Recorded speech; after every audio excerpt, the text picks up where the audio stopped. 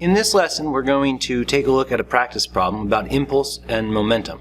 Remember, impulse, which is force times time, is the thing that causes momentum to change. So a force acting through a time is an impulse.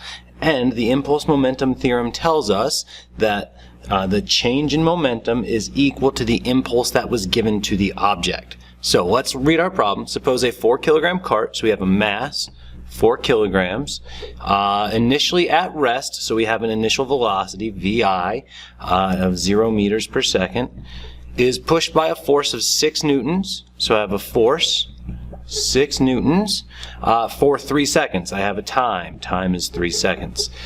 Find its final velocity. I'm looking for VF. Okay.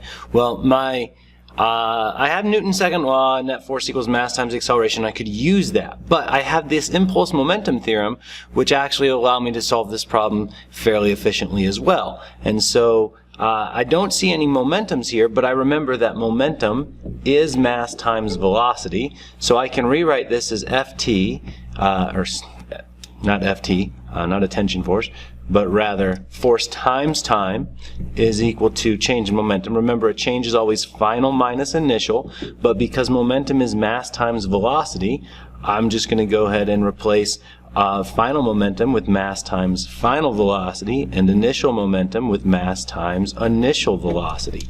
And now I can substitute in all of these variables because I know everything except that final velocity. So the force is 6. The time is 3, the mass is 4, the final velocity is what I'm looking for, so it stays VF.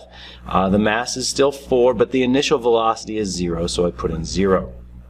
Now I get 18 equals 4VF minus, well, nothing, because 0 times anything is 0. And I can divide both sides by 4, and we see we get a final velocity of 4.5 meters per second.